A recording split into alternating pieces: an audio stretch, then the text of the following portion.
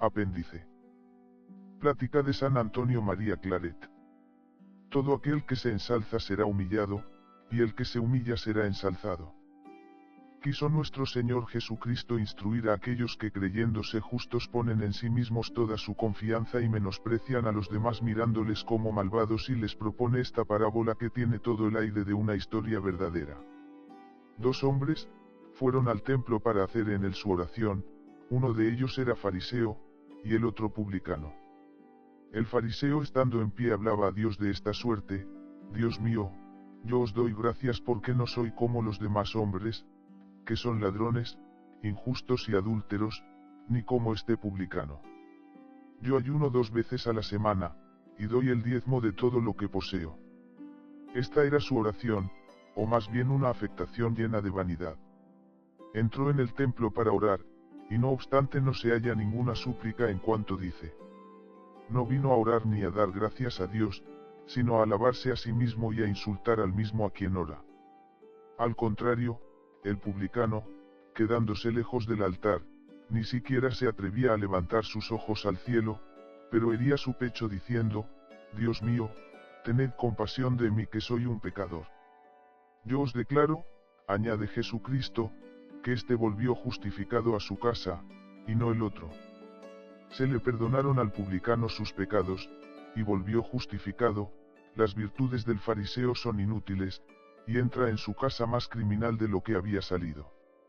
De dónde viene esta diferencia es que fue más agradable a Dios la humildad del publicano que el vano alarde de las buenas acciones del fariseo, porque cualquiera que se eleva será humillado, concluye Jesucristo, y cualquiera que se humilla será levantado.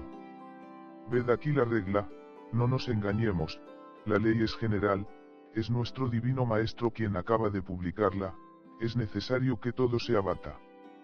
Cuando hubieres elevado tu cabeza hasta el cielo, te atrancaré de allí, dice el Señor. El camino único de la elevación es la humildad, y el que no sigue este camino nunca entrará en el cielo. ¿Qué es? La humildad es una virtud, dice San Bernardo, que, haciéndonos conocer lo que somos, nos enseña a menospreciarnos a nosotros mismos. Cuando un hombre se considera a sí mismo, mira lo que es y lo que no es, compara sus verdaderos defectos con sus pretendidas virtudes, y conociéndose tal como es, se desprecia, y no hace estimación de sí, entonces se puede decir que es humilde. Así la humildad no consiste simplemente en palabras ni en acciones exteriores, traer vestidos simples, andar con los ojos bajos, es una cosa que edifica, y no se puede dejar de vituperar en un cristiano un aire altivo, el lujo y la vanidad de los vestidos. No obstante, un exterior modesto no basta para ser verdaderamente humilde, tampoco basta hablar de sí mismo con menosprecio, y llamarte pecador miserable. Muchos tienen estas palabras en la boca, que no siempre tienen la humildad en el corazón. No es necesario algunas veces más que una pequeña palabra que les desagrade, para conocer que no son tan humildes como parecen. Así no es este precisamente el verdadero carácter de la humildad.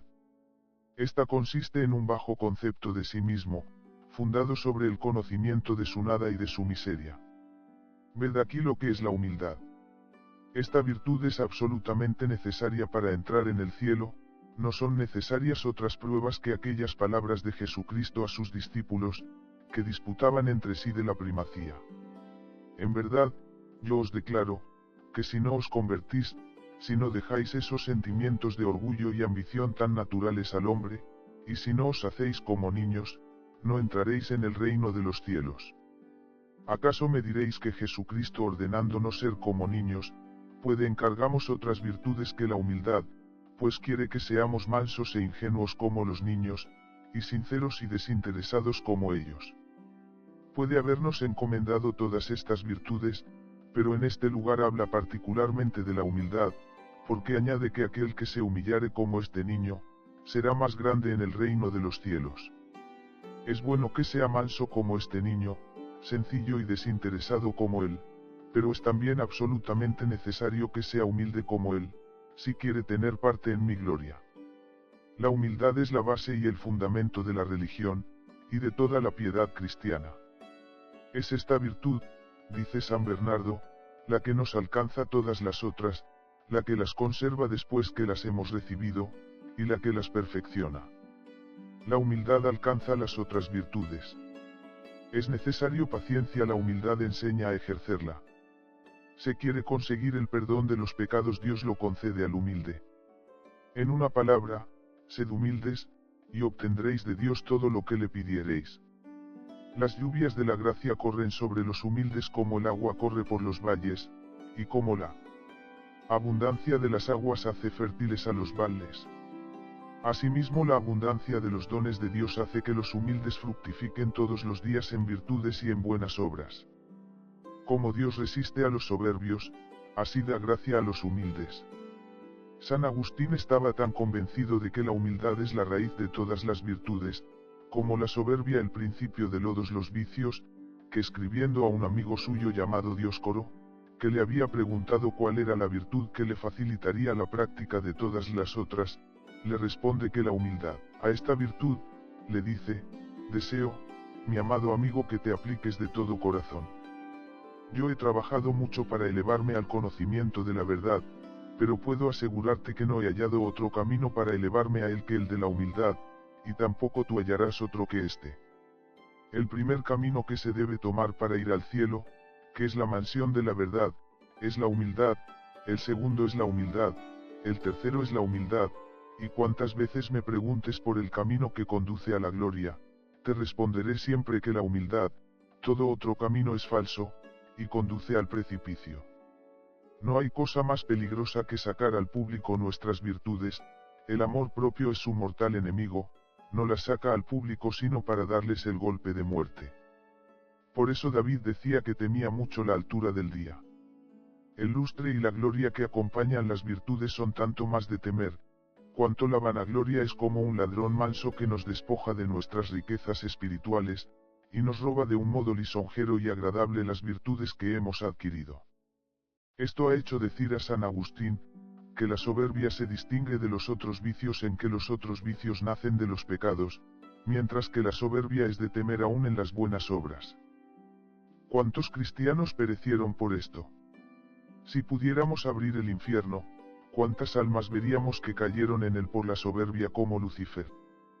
¿Cuántos devotos y devotas en la apariencia se han precipitado en él por su funesta hipocresía, que corrompió todas sus muchas obras? ¿Cuántos solitarios que encanecieron en los desiertos bajo los ojos de un superior, pero que después de haber pasado la mayor parte de su vida en ayunos sumamente rigurosos y maceraciones inauditas, perdieron, en fin, todas estas virtudes por no haber tenido la de la humildad, que es baluarte, y la que sola puede conservarlas y conducirlas a la última perfección? Aspiráis a cosas grandes, dice San Agustín, comenzad por las menores. Queréis elevar muy alto el edificio de la piedad cristiana, pensad primero en el fundamento de la humildad. Se profundiza siempre los cimientos de un edificio a proporción de la elevación que se le quiere dar, si queréis, pues elevar mucho el de la perfección, echad los cimientos de una humildad profunda. Esta es la conducta que tuvieron todos los santos. Se ha visto a algunos conservar hasta el fin de su vida la memoria de sus pecados pasados para precaverse contra la tentación de la soberbia, que es, como dicen los santos padres, el último lazo que el demonio nos tiende. Ved a San Pablo, el apóstol por excelencia, que había sido destinado y escogido de Dios para anunciar el Evangelio a los gentiles, y que había sido elevado hasta el tercer cielo. Sin embargo, de todos estos privilegios, se mira como un aborto, como el último de los apóstoles, se juzga indigno de esta clase, se tiene por el primero de los pecadores, que ha sido en otro tiempo un blasfemo y un perseguidor de Jesucristo. ¿De dónde viene esto? Es que este grande apóstol, habiendo de tener tanta elevación en la iglesia, no se cansaba de humillarse, olvidaba sus virtudes y solo se acordaba de sus pecados. Esta fue, hermanos míos, la disposición de todos los santos, y esta debe ser también la nuestra, si queremos recibir, como ellos, la recompensa de nuestras virtudes. Un árbol, cuanto más cargado está de frutos, más abate sus ramas, así nosotros, cuanto más mérito hubiéramos adquirido y cuantas más buenas obras hayamos hecho, tanto más debemos humillarnos. Si queremos abrir un poco los ojos sobre todo lo que nos rodea, veremos fácilmente que no hay cosa sobre la tierra que nos dé lecciones de humildad, pero entre todo, nada hay que deba hacer más impresión sobre nosotros que la consideración de la grandeza de Dios, de los abatimientos de Jesucristo, y de nuestra propia miseria. Se puede considerar la grandeza de un Dios sin aniquilarse en su presencia, en donde está el que se representa como debe la suprema majestad de este ser soberano, sus perfecciones infinitas, su eternidad, su poder, su justicia, su providencia siempre benéfica y atenta a todas nuestras necesidades, que no se vea forzado a clamar con el rey profeta: no soy sino una nada delante de vos, ni siquiera es necesario recurrir a la fe para concebir tan justos sentimientos, basta la razón sola para convencernos de esta necesidad. Si fuéramos tan ciegos que concibiéramos alguna estimación de nosotros mismos, nos bastaría levantar los ojos al cielo, y considerar al autor de la naturaleza para corregir esta ridícula vanidad. Y si la majestad de Dios debe humillamos, los abatimientos de Jesucristo su Hijo contribuyen menos a ello, entre tanto que Dios se mantuvo en aquella grandeza y aquella elevación que le es propia. La humildad fue casi desconocida en la tierra, pero después de la encarnación de Jesucristo, su Hijo, halla el hombre en la humildad de un Dios el remedio con que curar la hinchazón su corazón. Cuando considero que un Dios quiso humillarse por mí, no solo hasta hacerse hombre, sino también hasta hacerse el oprobio de los hombres, cuando veo a este Dios encamado seguir el camino de la bajeza y la humillación desde el pesebre hasta la cruz, entonces tengo vergüenza de haberme aprovechado tan mal de esta importante lección que mi adorable Salvador me ha dado durante todo el tiempo que vivió en la tierra. Un Dios se humilla y se anonada, y un gusano de la tierra se atreve a engreírse. Un Dios vive en la oscuridad y el menosprecio, y el hombre quiere ser estimado y honrado. Ah, Señor, esto es insoportable, y no hay sino la soberbia del demonio que pueda resistir a un tal ejemplo. Un nuevo motivo de humildad es nuestra propia miseria. Con mirarla de cerca hallaremos en ella una infinidad de motivos para humillarnos. A cualquier parte que el hombre se vuelva podemos decirle que trae en medio de sí mismo los principios y los motivos de su humillación. No sabe que en el orden de la naturaleza la nada es su origen, que se pasaron una infinidad de siglos antes de él, y que nunca podría salir por sí mismo de este espantoso e impenetrable abismo. Ignora que aún después de criado tiene en sí un peso secreto que le arrastra a la nada, que no es necesario para ser reducido a ella sino que la mano que le dio el ser deje de sostenerle, y que si Dios cesase de conservarle, faltaría de la tierra con la misma facilidad que la ausencia de su cuerpo hace desaparecer en el espejo la imagen que lo representa, que es, pues, el hombre, para atreverse a blasonar de su nacimiento y de las otras prerrogativas de la naturaleza: basura antes de nacer, miseria cuando viene al mundo, e infección cuando se il de él. Haber nacido de una mujer, vivir poco, llorar mucho y morir ahora no es razón para gloriarse si considera, dice San Gregorio Papa, lo que pasa dentro y fuera de sí. Tampoco tiene menos motivos de humillarse en el orden de la gracia, por más dones y talentos que tenga, le vienen todos de la mano liberal del Señor, que los distribuye a cada uno según su beneplácito, y por consiguiente no puede gloriarse de ello. Si alguno cree que es alguna cosa, dice San Pablo, se engaña muy torpemente, porque en efecto no es nada. Un concilio ha declarado asimismo que el hombre, en vez de ser autor de su salvación, no es capaz sino de perderse, y que de suyo no tiene sino el pecado y la mentira. Así nos enseña San Agustín, que la gran ciencia del hombre consiste en saber que es nada por sí mismo, y que todo lo que es lo tiene de Dios y lo debe a Dios. En fin, el hombre debe humillarse por orden a la gloria y al honor que esperamos en la otra vida, porque ¿qué puede hacer el que le haga capaz de esta felicidad eterna? No hay sino Dios que pueda hacerle digno de ella. Él es, dice San Pablo, quien nos ha predestinado para ser conformes a la imagen de su Hijo. Él es el que nos llama, el que nos justifica y el que, en fin, glorifica a los que ha justificado. No debemos, pues, contar sobre nosotros mismos, sino sobre la misericordia de Dios y sobre los méritos de Jesucristo su Hijo. Como hijos de Adán no merecemos sino la reprobación, y si Dios quiere damos entrada en su reino, debemos reconocer humildemente que este es un puro efecto de su bondad, que corona sus propios dones recompensando nuestros méritos, así no tenemos que engreímos sobre tantos otros que quedaron en la masa de corrupción. Conclusión, digamos de aquí en adelante como David, no me contentaré con ser humilde a los ojos de otros, lo seré también a mis propios ojos, amaré una virtud que es tan agradable a Dios, y de que Jesucristo me ha dado un tan bello ejemplo. Plática de San Juan María Vianney, cura de Ars. Si el orgullo engendra todos los pecados, podemos también decir que la humildad engendra todas las virtudes. Con la humildad tendréis todo cuanto os hace falta para agradar a Dios y salvar vuestra alma, mas sin ella, aun poseyendo todas las demás virtudes será cual si no tuvieseis nada. Esta hermosa virtud, dice San Bernardo, fue la causa de que el Padre Eterno mirase a la Santísima Virgen con complacencia, y si la virginidad atrajo las miradas divinas, su humildad fue la causa de que concibiese en su seno al Hijo de Dios. Si la Santísima Virgen es la reina de las vírgenes, es también la reina de los humildes. Preguntaba un día Santa Teresa al Señor por qué, en otro tiempo, el Espíritu Santo se comunicaba con tanta facilidad a los personajes del Antiguo Testamento, patriarcas o profetas declarándoles sus secretos, cosa que no hace al presente. El Señor le respondió que ello era porque aquellos eran más sencillos y humildes, mientras que en la actualidad los hombres tienen el corazón doble y están llenos de orgullo y vanidad. Dios no comunica con ellos ni los ama como amaba a aquellos buenos patriarcas y profetas, tan simples y humildes.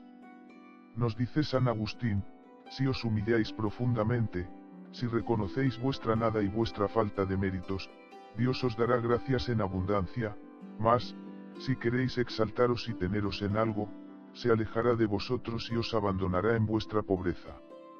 Nuestro Señor Jesucristo, para darnos a entender que la humildad es la más bella y la más preciosa de todas las virtudes, comienza a enumerar las bienaventuranzas por la humildad, diciendo, bienaventurados los pobres de espíritu, pues de ellos es el reino de los cielos.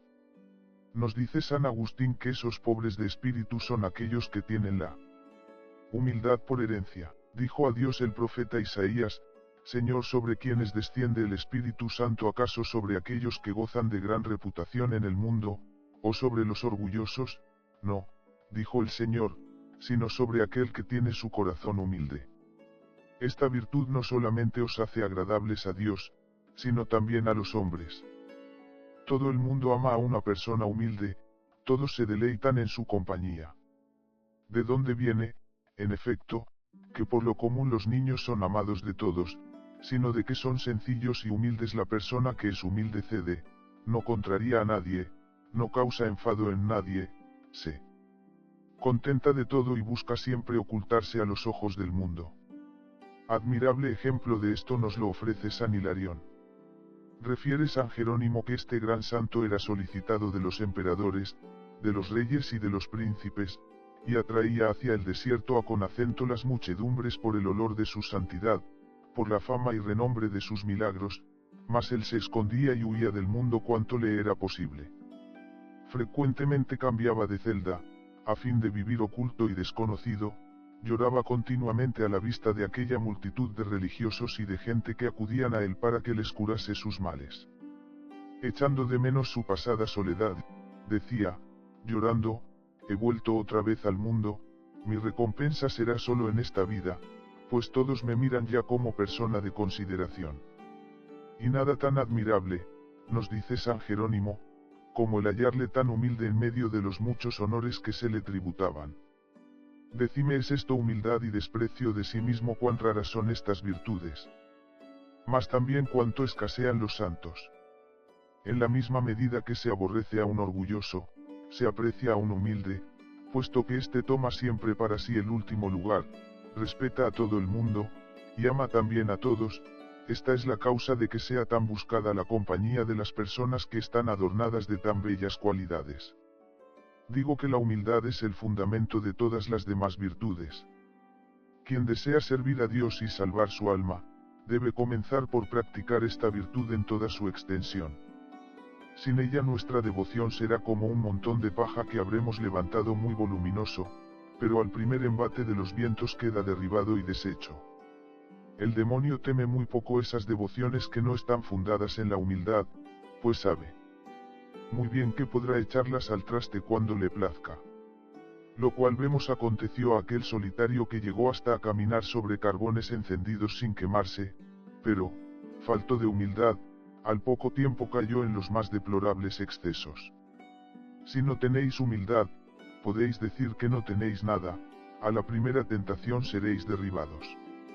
Se refiere en la vida de San Antonio que Dios le hizo ver el mundo sembrado de lazos que el demonio tenía preparados para hacer caer a los hombres en pecado. Quedó de ello tan sorprendido, que su cuerpo temblaba cual la hoja de un árbol, y dirigiéndose a Dios le dijo: Señor, ¿quién podrá escapar de tantos lazos? Y oyó una voz que le dijo: Antonio, el que sea humilde, pues Dios da a los humildes la gracia necesaria para que puedan resistir a las tentaciones, mientras permite que el demonio se divierta con los orgullosos, los cuales caerán en pecado en cuanto sobrevenga la ocasión. Mas a las personas humildes el demonio no se atreve a atacarlas. Al verse tentado San Antonio, no hacía otra cosa que humillarse profundamente ante Dios, diciendo: Señor, bien sabéis que no soy más que un miserable pecador. Y al momento el demonio emprendía la fuga. Cuando nos sintamos tentados, mantengámonos escondidos bajo el velo de la humildad y veremos cuán escasa sea la fuerza que el demonio tiene sobre nosotros. Leemos en la vida de San Macario que, habiendo un día salido de su celda en busca de hojas de palma, se le apareció el demonio con espantoso furor, amenazando herirle, mas, viendo que le era imposible porque Dios no le había dado poder para ello, exclamó: Macario, cuánto me haces sufrir. No tengo facultad para maltratarte, aunque cumpla más perfectamente que tú lo que tú practicas, pues tú ayunas algunos días, y yo no como nunca. Tú pasas algunas noches en vela, yo no duermo nunca. Solo hay una cosa en la cual ciertamente me aventajas. San Macario le preguntó cuál era aquella cosa. Es la humildad. El santo se postró, la faz en tierra, pidió a Dios no le dejase sucumbir a la tentación, y, al momento el demonio emprendió la fuga. Cuán agradables nos hace a Dios esta virtud, y cuán poderosa es para ahuyentar el demonio. Pero también cuán rara. Lo cual se puede comprobar con solo considerar el escaso número de cristianos que resisten al demonio cuando son tentados. No son todas las palabras, todas las manifestaciones de desprecio de sí mismo lo que nos prueba que tenemos humildad. Voy a citaros ahora un ejemplo, el cual os probará lo poco que valen las palabras. Hallamos en la vida de los padres del desierto que, habiendo venido un solitario a visitar a San Serapio, no quiso acompañarle en sus oraciones, porque, decía, he cometido tantos pecados que soy indigno de ello, ni me atrevo a respirar aquí donde vos estáis. Permanecía sentado en el suelo por no atreverse a ocupar el mismo asiento que San Serapio. Este santo, siguiendo la costumbre entonces muy común, quiso lavarle los pies, y aún fue mayor la resistencia del solitario. Veis aquí una humildad que, según los humanos juicios, tiene todas las apariencias de sincera, mas ahora vais también a ver en qué paró. San Serapio se limitó a decirle, a manera de aviso espiritual, que tal vez haría mejor permaneciendo en su soledad, trabajando para vivir, que no corriendo de celda en celda como un vagabundo. Ante este aviso, el solitario no supo ya disimular la falsedad de su virtud, se enojó en gran manera contra el santo y se marchó. Al ver esto, le dijo aquel, Hijo mío, me decías hace un momento que habías cometido todos los crímenes imaginables, que no os atrevíais a rezar ni a comer conmigo, y ahora, por una sencilla advertencia que nada tiene de ofensiva, os dejáis llevar del enojo. Vamos, hijo mío, vuestra virtud y todas las buenas obras que practicáis, están desprovistas de la mejor de las cualidades, que es la humildad. Por este ejemplo podéis ver cuán rara es la verdadera humildad. Cuánto abundan los que, mientras se los alaba, se los lisonjea, o a lo menos, se les manifiesta estimación, son todo fuego en sus prácticas de piedad, lo darían todo, se despojarían de todo, mas una leve reprensión, un gesto de indiferencia, llena de amargura su corazón, los atormenta, les arranca lágrimas de sus ojos, los pone de mal humor, los induce a mil juicios temerarios, pensando que son tratados injustamente, que no es este el trato que se da a los demás. Cuán rara es esta hermosa virtud entre los cristianos de nuestros días. Cuántas virtudes tienen solo la apariencia de tales, y a la primera prueba se vienen abajo. Pero, ¿en qué consiste la humildad? Vedlo aquí. Ante todo os diré que hay dos clases de humildad, la interior y la exterior. La exterior consiste, primero, en no alabarse del éxito de alguna acción por nosotros practicada, en no relatarla al primero que nos quiera oír, en no divulgar nuestros golpes audaces, los viajes que hicimos, nuestras mañas o habilidades, ni lo que de nosotros se dice favorable. Dos, en ocultar el bien que podemos haber hecho, como son las limosnas, las oraciones, las penitencias, los favores hechos al prójimo, las gracias interiores de Dios recibidas. Tercero, en no complacemos en las alabanzas que se nos dirigen, para lo cual deberemos procurar cambiar de conversación, y atribuir a Dios todo el éxito de nuestras empresas, o bien deberemos dar a entender que el hablar de ello nos disgusta, o marchamos, si nos es posible. Cuarto, nunca deberemos hablar ni bien ni mal de nosotros mismos. Muchos tienen por costumbre hablar mal de sí mismos, para que se los alabe. Esto es una falsa humildad a la que podemos llamar humildad con anzuelo.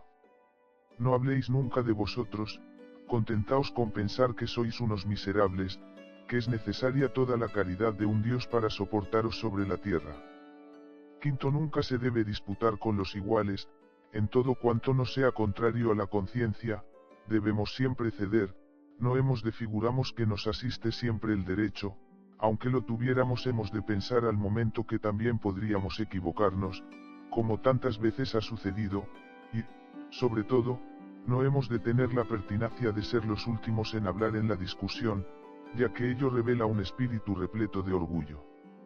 Sexto, nunca hemos de mostrar tristeza cuando nos parece ser despreciados, ni tampoco ir a contar a los demás nuestras cuitas. Séptimo, debemos estar contentos al vernos despreciados, siguiendo el ejemplo de Jesucristo, de quien se dijo que se vería harto de oprobios, y el de los apóstoles, de quienes se ha escrito que experimentaban una grande alegría porque habían sido hallados dignos de sufrir una ignominia por amor de Jesucristo, todo lo cual constituirá nuestra mayor dicha y nuestra más firme esperanza en la hora de la muerte. Octavo, cuando hemos cometido algo que pueda sernos echado en cara, no debemos excusar nuestra culpa, ni con rodeos, ni con mentiras, ni con el gesto debemos dar lugar a pensar que no lo cometimos nosotros. Aunque fuésemos acusados falsamente, mientras la gloria de Dios no sufra menoscabo, deberíamos callar. 9. Esta humildad consiste en practicar aquello que más nos desagrada, lo que los demás no quieren hacer, y en complacerse en vestir con sencillez. En esto consiste la humildad exterior. ¿Mas en qué consiste la interior? Vedlo aquí.